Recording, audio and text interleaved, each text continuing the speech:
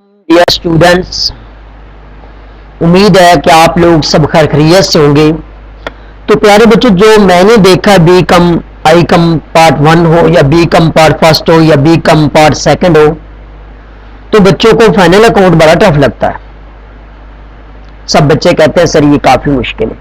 और प्यारे बच्चों, मेरी बात एक याद रखें कि अगर आप लोग अकाउंटिंग को सीखना चाहते हैं तो आप लोगों को दो चैप्टर पर गिरफ्त होनी चाहिए। एक रेक्टिफिकेशन ऑफ एरर और दूसरा प्यारे बच्चों जी फाइनल अकाउंट। फाइनल अकाउंट के अंदर तो तकरीबन सारी चीजें आ जाती हैं।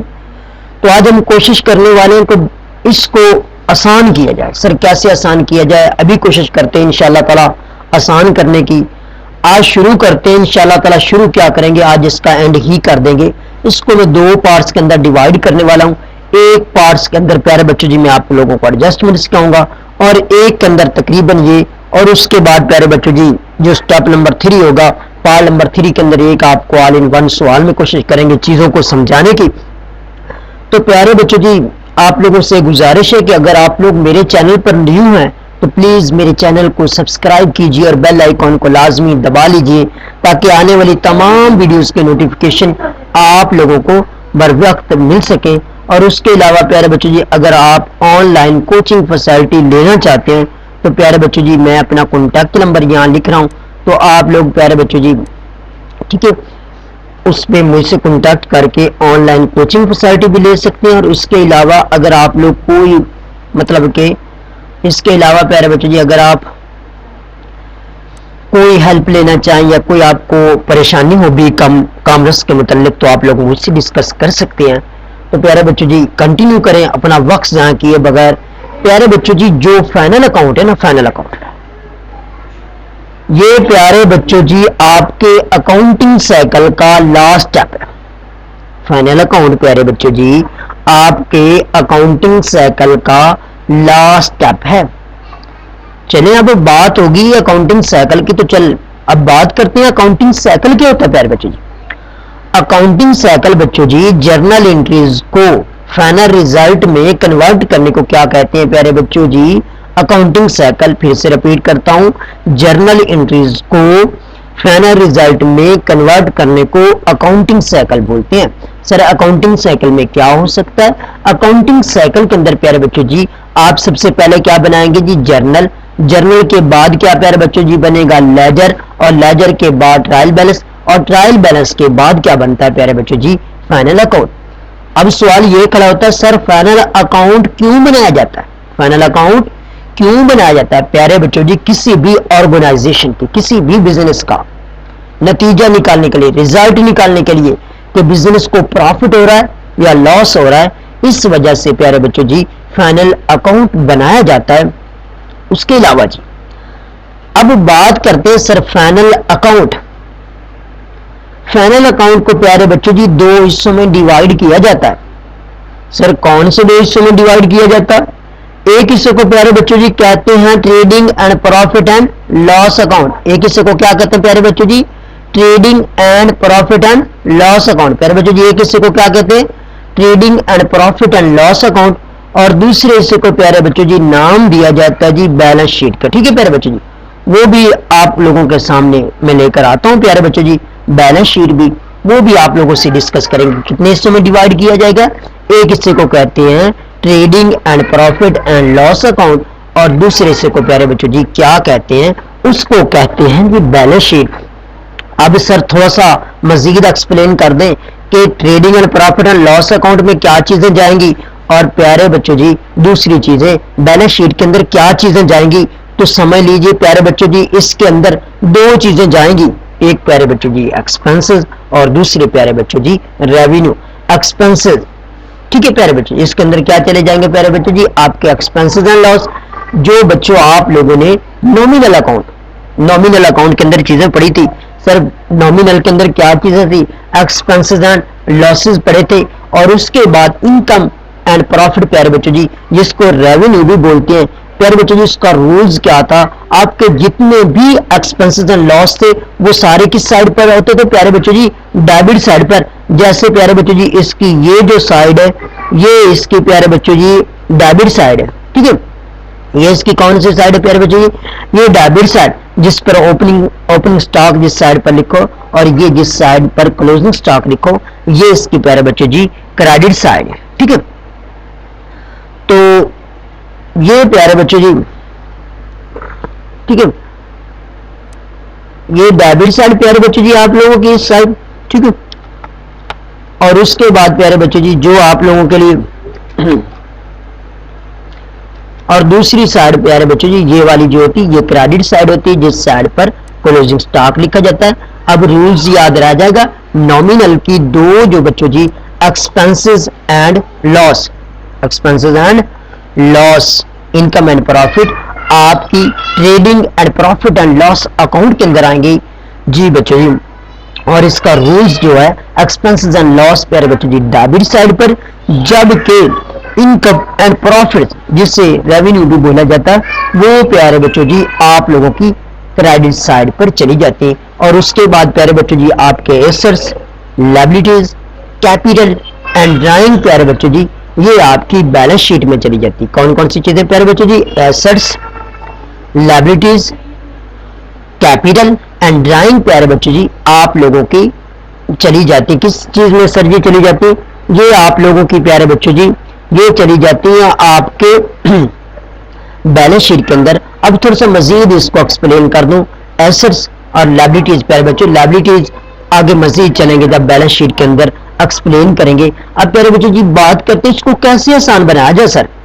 अगर प्यारे बच्चों जी ये जो मैंने फॉर्मेट बनाया इसको अगर आप लोग तैयार कर लेते हैं, इसके अंदर मैंने तमाम वो चीजें निकाल दी हैं, चाहे आप आई कम पार्ट फर्स्ट के स्टूडेंट हैं, चाहे आप बी कम पार्ट फर्स्ट के हैं या सेकंड के हैं, या चाहे बच्चे बीबीए कर रहे हैं या बीएस कॉमर्स कर रहे हैं, या प्यारे बच्चों जी आप एमकॉम कर रहे हैं, किसी भी क्लास के स्टूडेंट है, तो मैंने कोशिश की है तमाम चीजों को निकाल कर बाहर रखने की, ताकि आप लोगों के लिए क्या हो जाए, आसानी हो जाए। बार बार ये ना याद करना पड़े कि ओपनिंग स्टॉक कहां जाएगा, क्लोजिंग स्टॉक कहां जाएगा, सेल कहां जाएगा। प्यारे बच्चों जी मैंने कोशिश की है कि वो सारी चीजें आप लोगों के लिए निकाल कर रख दी जाए।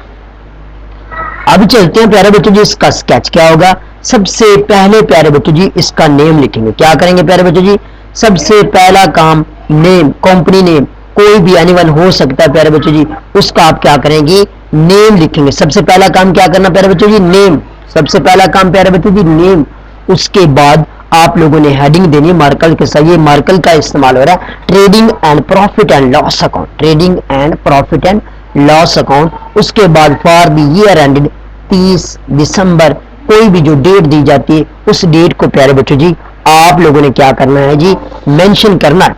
ठीक है जी, company name, trading and profit and loss account, for the year ended, date mention करें। उसके बाद प्यारे बच्चों जी पार्टिकुलर अमाउंट, पार्टिकुलर अमाउंट, और अमाउंट के नीचे प्यारे बच्चों जी इस जगह आप लोगों ने क्या लिखना होता है जी?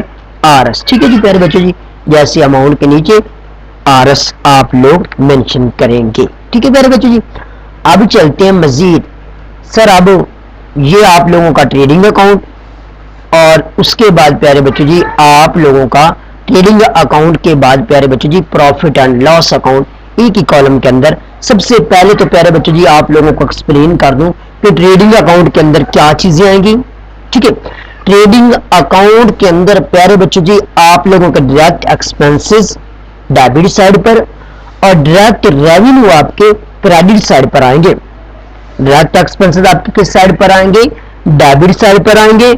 और जो आप लोगों के डायरेक्ट रेवेन्यू वो आपके क्रेडिट साइड पर आएंगे। सर जी डायरेक्ट एक्सपेंसेस होते क्या है? किसी भी चीज को खरीदने के लिए, उसे प्यारे बच्चों जी तैयार करने के लिए, या इस काबिल बनाने के लिए कि उसे फरोख्त किया जाए, उसे प्यारे बच्चे बोलते हैं डायरेक्ट एक्सपेंस। फिर से रिपीट करता हूं, डायरेक्ट एक्सपेंसेस बेसिकली प्यारे बच्चों जी हैं क्या? किसी भी चीज को खरीदने के लिए, उसे तैयार करने के लिए, या इस काबिल बनाने के लिए कि उसे प्यारे बच्चों जी सेल किया जा सके, फरोख्त किया जा सके, तो प्यारे बच्चों जी उसे बोलते हैं डायरेक्ट एक्सपेंस। सर जी डायरेक्ट इनकम क्या होती है? डायरेक्ट रेवेन्यू प्यारे बच्चों जी क्या होते हैं? प्यारे बच्चों जी जो डेली बेसिस की चीजों से इनकम वसूल की जाए, पैसा वसूल किया जाए, उसे बोलते हैं डायरेक्ट इनकम। लो बच्चों जी अब ये सारे ही डायरेक्ट एक्सपेंसेस मैंने लिखे हैं, जैसे प्यारे बच्चों जी आप लोगों के सामने जी ओपनिंग स्टॉक, ठीक है जी, ओपनिंग स्टॉक। उसके बाद प्यारे बच्चों जी आप लोगों के सामने परचेजेस। अब प्यारे बच्चों जी परचेज रिटर्न आ जाए तो उसको क्या करना होता है, उसमें से लेस। परचेज रिटर्न का लफ्ज इस्तेमाल करेगा या रिटर्न आउटवर्ड। सर आउटवर्ड मतलब जो परचेज की थी उनको क्या कर देंगे जी, आउट। इस तरह आप लोगों को याद रखना कि क्या हो जाएगा जी, रिटर्न आउटवर्ड। और उसके बाद प्यारे बच्चों जी आप लोगों के सामने अगर आ जाए सेल, प्रमोशन, गिफ्ट, ये भी लेस करेंगे। Goods sent on consignment, salary, manufacturing expenses, cost of goods sold, manufacturing wages या अकेला लफ्ज आ जाता है wages, carriage, factory expenses, fuel and power, freight, customs. उसके बाद ऑक्टिव और एक्साइज ड्यूटी, ठीक है प्यारे बच्चों, क्लियरिंग चार्जेस। ये प्यारे बच्चों जी आप लोगों के सारे डायरेक्ट एक्सपेंसेस हैं। और उसके बाद डायरेक्ट रेवेन्यू जो है वो जैसे क्लोजिंग स्टॉक, सेल्स रिटर्न, या सेल्स रिटर्न का लफ्ज इस्तेमाल हो सकता है या रिटर्न इनवर्ड का लफ्ज इस्तेमाल करें, वो माइनस।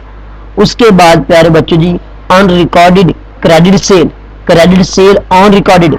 उसके बाद प्यारे बच्चों जी सेल ऑफ इक्विपमेंट। और ये प्यारे बच्चों जी ये चीजें थी। इसके बाद प्यारे बच्चों जी अगला स्टेप होता है, अगर आपकी क्रेडिट साइड बड़ी है और डेबिट साइड क्या है, छोटी, तो फिर आपका ग्रॉस प्रॉफिट, खाम मुनाफा प्यारे बच्चों जी, ठीक है। अगर प्यारे बच्चों जी ऐसा हो जाए कि आपकी डेबिट साइड बड़ी हो जाए और क्रेडिट साइड छोटी हो जाए, क्रेडिट साइड डेबिट साइड क्या हो जाए, बड़ी, और क्रेडिट साइड हो जाए प्यारे बच्चों जी छोटी, तो इसको क्या कहते हैं जी, ग्रॉस लॉस। सर जी ग्रॉस ना, क्योंकि बच्चों आपके एक्सपेंसेस ज्यादा हो गए और इनकम जो थी वो आपकी थोड़ी होगी, तो इसका मतलब यही हुआ कि आप लोगों को ग्रॉस लॉस हो गया। अगर प्यारे बच्चों जी आपकी क्रेडिट साइड, आपकी डायरेक्ट इनकम्स बड़ी होगी और आपके एक्सपेंसेस क्या हो गए, छोटे, तो आप लोगों को क्या हो गया, ग्रॉस प्रॉफिट। और यहां प्यारे बच्चों जी आपने लफ्ज लिखना है gross profit CD, carry down, ठीक है। इसी को उठाकर प्यारे बच्चों जी आप लोगों ने अपनी क्रेडिट साइड पर लिख देना है ग्रॉस प्रॉफिट बीडी। ये था आपका ट्रेडिंग अकाउंट। अब प्यारे बच्चों जी हम चलते हैं प्रॉफिट एंड लॉस अकाउंट। यहाँ प्यारे बच्चों जी एक बैलेंस हम यहाँ निकल जाता था, जब सवाल करेंगे मजीद आप लोगों को एक्सप्लेन किया जाएगा, समझ आ जाएगी। अब चलते हैं मजीद प्यारे बच्चों जी क्या क्या हो सकते हैं जी indirect expenses. Sir indirect expenses, पहले डायरेक्ट एक्सपेंसेस को तो एक्सप्लेन किया है, अब इनडायरेक्ट एक्सपेंसेस को एक्सप्लेन करेंगे। सर इनडायरेक्ट एक्सपेंसेस कौन से होते हैं, तो इनडायरेक्ट एक्सपेंसेस प्यारे बच्चों जी वो वाले जो एक चीज को तैयार कर लिया है लेकिन चीज को क्या करने में, सेल करने में जो अखराजात आते हैं उन्हें बोलते हैं इनडायरेक्ट एक्सपेंसेस। और प्यारे बच्चों जी जो रोजमर्रा के मामला से हटकर इनकम हो रही हो इसे इनडायरेक्ट इनकम या इनडायरेक्ट रेवेन्यू बोलते हैं प्यारे बच्चों जी। जैसे प्यारे बच्चों जी इनडायरेक्ट एक्सपेंसेस के अंदर printing and stationery, telephone, postage, telegram, salary and wages, insurance premium, interest on debenture, loan, legal charges, journal, office management expenses, rent and rates, staff provident fund प्यारे बच्चों जी। उसके बाद ऑडिटर, मैनेजर रेमुरेशन, उसके बाद audit director फी expenses प्यारे बच्चों जी, depreciation, discount allow, director remuneration, repair miscellaneous revenue, bad debts, carriage outward, manager commission allow, उसके कंपनसेशन टू एम्प्लॉय, एडवर्टाइजमेंट प्यारे बच्चों जी, पैकिंग चार्जेस। लाओ बच्चों जी उसके बाद अगला स्टेप क्या है जी, इस साइड पर क्या आ जाते हैं जी, miscellaneous receipts, dividend receipt, discount receipt, commission receipt, rent receipt, interest on securities या इन्वेस्टमेंट।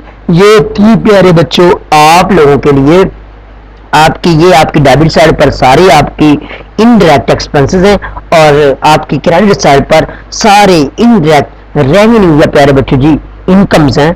उसके बाद अगला जो स्टेप होता है, अगर प्यारे बच्चों जी अगर आप आईकम के स्टूडेंट हैं या प्यारे बच्चों G B com part first के हैं तो उसके लिए प्यारे बच्चों जी ये नहीं है। अगर आप बी कम पार्ट सेकंड के स्टूडेंट हैं तो आपको ये एक और अकाउंट बनाना पड़ता है जिसे अप्रोप्रिएशन अकाउंट बोलते हैं प्यारे बच्चों जी। ये बी कम पार्ट सेकंड वाले बनाते हैं, जबकि आई कम पार्ट फर्स्ट और बी कम पार्ट फर्स्ट वालों के लिए नहीं है।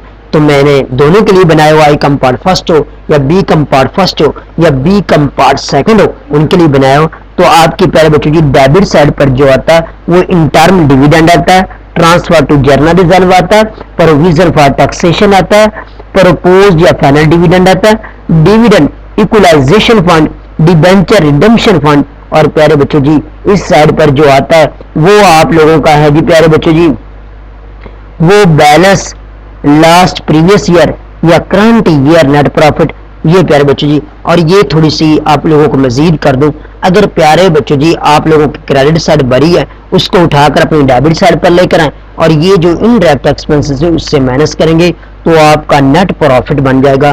ठीक है जी। अगर प्यारे बच्चों जी आप लोगों की ये डेबिट साइड बड़ी है तो आपकी क्रेडिट साइड क्या है प्यारे बच्चों जी, छोटी, तो आप इसको उठाकर अपनी क्रेडिट साइड पर भी लिखेंगे और इसको बोलेंगे नेट लॉस। ये तो प्यारे बच्चों जी यहां तक। इसके बाद अब आप लोगों को जी बैलेंस शीट देखते हैं जी। बैलेंस शीट को भी अभी प्यारे बच्चों जी हम अभी डिस्कस करते हैं जी। ये प्यारे बच्चों जी बैलेंस शीट,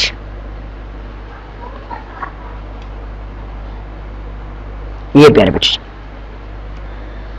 सबसे पहले प्यारे बच्चों जी बैलेंस शीट जब बनाएंगे तो नेम लिखेंगे, company name, balance sheet has on 31 दिसंबर 2011 या जो भी डेट मेंशन की जाए। तो ये जो प्यारे बच्चों जी आप लोगों के लिए थोड़ा सा प्यारे बच्चों जी इनको देखते हैं जी। सबसे पहले जी एसेट्स, दूसरी साइड पर प्यारे बच्चों जी लायबिलिटीज और अमाउंट। प्यारे बच्चों जी ये जो तरतीब है ना, टेंजिबल या फिक्स एसेट या इनटेंजिबल एसेट, डेफर्ड करंट, इसको प्यारे बच्चों ये जो तरतीब होती है ना इसको बोलते हैं प्यारे बच्चों जी मार्शलिंग। लो बच्चों जी अब मार्शलिंग की 3 अकसाम होती हैं प्यारे बच्चों जी। मार्शलिंग की कितनी अकसाम होती हैं जी? 3 अकसाम मेन होती हैं प्यारे बच्चों जी। तो देखते हैं प्यारे बच्चों जी ये जो अब आई कम पार्ट फर्स्ट और जो सेकंड है B I com part first और बी कम पार्ट फर्स्ट के अंदर वो प्यारे बच्चों जी ये वाली तरतीब लगानी जो मैं आपको पहले करंट एसेट्स बाद में फिक्स एसेट, पहले करंट एसेट्स बाद में प्यारे बच्चों जी फिक्स एसेट। और लायबिलिटीज साइड में चले जाएं तो सबसे पहले current liabilities, long term debt, capital और ड्राइंग। और ये जो तरतीब है ये आपने बी कम पार्ट सेकंड के अंदर लगानी। मैं फिर से रिपीट करता हूँ, चीजें सारी उसी के अंदर, थोड़ी तरतीब के अंदर ना थोड़ा सा अलग है प्यारे बच्चों जी। ठीक है, तो प्यारे बच्चों जी आपने एसेट साइड पर सबसे पहले क्या लिखने हैं? करंट एसेट्स, उसके बाद प्यारे बच्चों जी फिक्स एसेट, जबकि लायबिलिटीज साइड पर सबसे पहले करंट लायबिलिटीज और उसके बाद बच्चों लॉन्ग टर्म डेट और फिर कैपिटल और फिर ड्राइंग। ठीक है, चलो बच्चों जी अब देख लेते हैं फिक्स एसेट के अंदर क्या क्या हो सकता है। इन्हें बच्चों टेंजिबल एसेट्स भी बोलते हैं। टेंजिबल एसेट ऐसे एसेट जिन्हें प्यारे बच्चों जी छुआ जा सके, कौन कौन से हो सकते हैं? फर्नीचर एंड फिटिंग हो सकता है, फ्री होल्ड प्रीमियस हो सकता है, capital work in process, building, plant and machinery, property, land, vehicle, equipment. ये आप लोगों के प्यारे बच्चों जी फिक्स एसेट, इन्हें टेंजिबल एसेट भी बोलते हैं। इनटेंजिबल एसेट जिन्हें प्यारे बच्चों जी छुआ ना जा सके, जिसके अंदर patents, trademark, copyright, designs and उसके बाद प्यारे बच्चों जी गुडविल, ये आपके इंटेंजिबल। डेफिट बच्चों जी जैसे preliminary expense, technical now how, और उसके बाद प्यारे बच्चों जी ये करंट एसेट दिए गए। ये है आप लोगों की बी कम पार्ट सेकंड की मैंने तरतीब लगाई है, लेकिन आपने पहले करंट एसेट लिखने हैं फिर आप लोगों ने फिक्स एसेट लिखने हैं। अगर आप आई कम पार्ट फर्स्ट के स्टूडेंट हैं या आप प्यारे बच्चों G B com part first के स्टूडेंट हैं तो करंट एसेट के अंदर डेटर आ जाते हैं, एडवांस इनकम टैक्स आ जाता है, प्रीपेड आ जाता है, कैश इन हैंड आ जाता है, क्लोजिंग स्टॉक आ जाता है, टैक्स डिडक्टिव आउटसोर्स आ जाता है, bills receivable, investment, unexpired payment हो सकता है, एडवांस हो सकता है, अक्रूड हो सकता है। अब प्यारे बच्चों जी चले जाते हैं लायबिलिटीज साइड पर, क्या क्या हो सकती हैं? शेयर कैपिटल, तो इसकी भी तरतीब सबसे पहले करंट लायबिलिटीज। अगर आप आई कम पार्ट फर्स्ट या बी कम पार्ट फर्स्ट के स्टूडेंट हैं तो सबसे पहले बच्चों जी करंट लायबिलिटीज, करंट लायबिलिटीज के बाद लॉन्ग टर्म डेट, और उसके बाद प्यारे बच्चों जी कैपिटल, और उसके बाद क्या होगी जी आपकी ड्राइंग होगी। Share capital, authorise capital, subscribe and paid up capital प्यारे बच्चों जी। उसके बाद आर रिजर्व, शेयर प्रीमियम, ये बच्चों लॉन्ग टर्म डेट है, ठीक है। अप्रोप्रिएशन अकाउंट, ये प्यारे बच्चों जी अगर बी कम।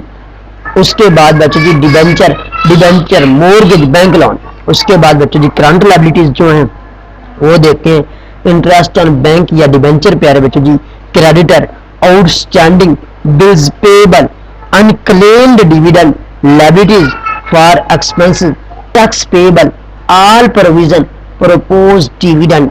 ये है प्यारे बच्चों जी आप लोगों की बैलेंस शीट भी डिस्कस की।